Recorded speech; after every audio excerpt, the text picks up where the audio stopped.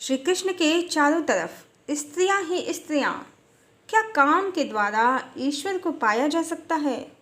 Hello friends, चित्रों में भगवान श्री कृष्ण के इर्द गिर्द अनेकानेक स्त्रियां अजब अजब भाव मुद्राओं में चित्रित की जाती हैं। क्या श्री कृष्ण सबके रसिया हैं?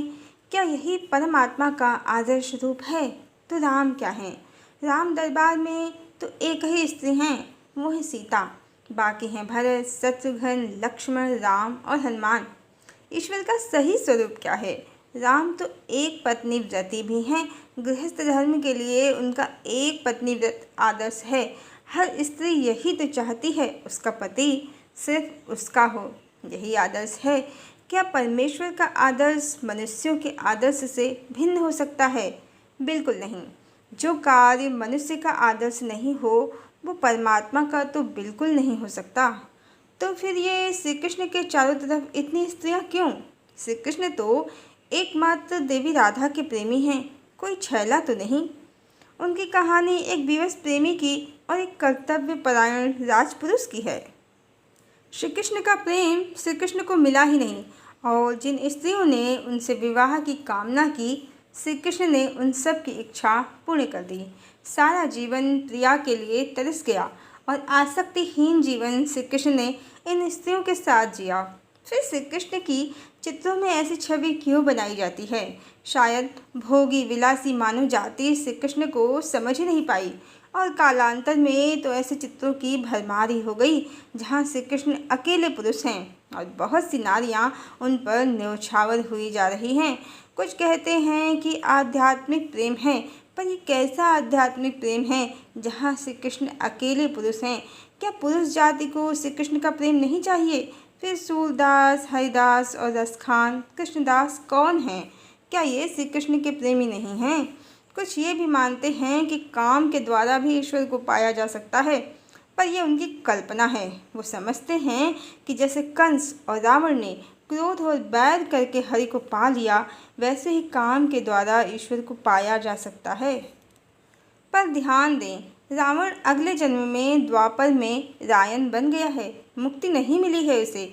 ईश्वर के हाथों मारे जाने से पाप नष्ट हो सकते हैं, पर भक्ति और ज्ञान के बिना मुक्ति नहीं है। इसी कारण दशरथ, जो भगवान राम के पिता ही थे, अंत समय में राम राम कहते ही चले गए। राम का वियोग उनसे सहा नहीं जा रहा था। दशरथ को स्वर्ग अवश्य मिला उनके पुण्य कर्मों के कारण, पर राम नाम लेने से भी मुक्ति नहीं मिली। कारण कि वो पुत्र राम को पुकार रहे थे, परमात्मा राम को नहीं। राम के मोह में थे वो। काम, क्रोध, लोभ, मोह, मद, मत्सर को बिना त्यागे कोई ईश्वर को नहीं प्राप्त करने वाला। यदि ऐसा होता कि काम के द्वारा ईश्वर की प्राप्ति होती, तो ईश्वर भक्ति और ज्ञान का मार्ग अर्जुन को नहीं बताते, बल्कि उन्होंने तो श्रीमद् भगवद गीता में अर्जुन से कहा, इंद्रियों से परे मन है, मन से परे बुद्धि है, बुद्धि से परे आत्मा है, और आत्मा अत्यंत बलवान है। तो दृढ़ निश्चय करके इस दुर्जय काम को मार और ईश्वर में अपनी मति को प्रविष्ट कर। और यदि सच में श्री कृष्ण एकमात्र पुरुष हैं और सभी स्त्री हैं, तो ईश्वर ने पुरुष जाति ही क्यों बनाई? कहीं कहीं सुनने को मिलता है कि एकमात्र श्री कृष्ण ही पुरुष हैं और सभी स्त्रियां, पर आध्यात्म के अनुसार तो परमात्मा का कोई जेंडर ही नहीं है, और ना ही आत्मा का, और ना ही आत्मा कहें या जीवात्मा का। सत्य तो यह है कि श्री कृष्ण परम पुरुष हैं, पर वो पुरुष हैं एकमात्र देवी राधा के। श्री कृष्ण शिव स्वरूप हैं और राधा शक्ति स्वरूप हैं, और हर जीवात्मा का कारण शरीर शिव और शक्ति के मिलन से ही बना है, अर्थात हर जीवात्मा स्वयं में ही राधा और कृष्ण का सम्मिलित रूप है। इसी कारण जब कहते हैं कि हर गोपी के अपने अपने कृष्ण हैं रास में, तो इसका अर्थ यही है कि मीरा की तरह या सूर्य या हरिदास की तरह भक्त ने स्वयं की आत्मा में ही परमात्मा को अनुभूत कर लिया है, प्राप्त कर लिया है। ये ईश्वर का तत्व है। इस तरह श्री कृष्ण सबके हैं।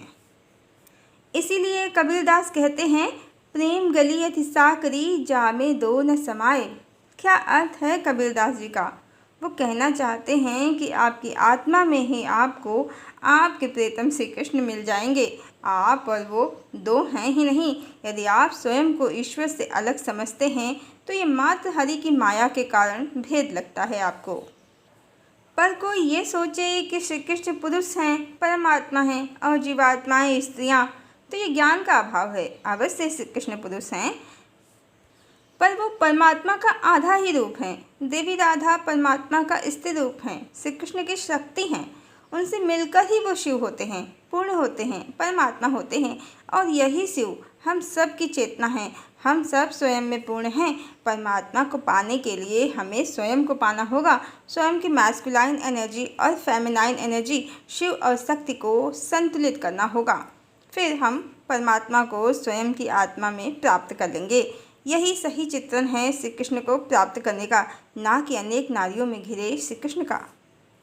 वैसे श्रीमद् भगवद गीता में भगवान ने अर्जुन से कहा है, युक्त आहार विहारस्य युक्त चेष्टस्य कर्मसु युक्त स्वप्नावबोधस्य योगो भवति दुःखः। संयमित आहार विहार, संयमित कर्म और उचित निद्रा और जागरण के द्वारा ही योग सिद्ध हो पाता है।